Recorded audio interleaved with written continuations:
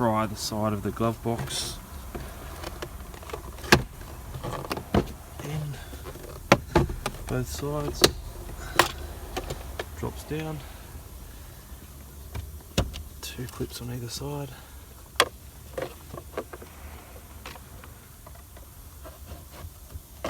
Slide the filter straight out. As you can see, it's pretty dirty, lots of crap in there, lots of leaves and dust.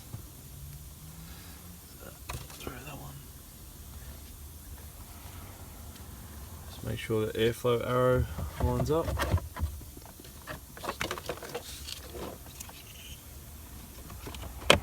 Refit the cover.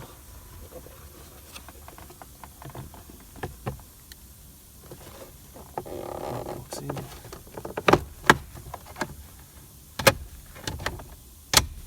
There you go.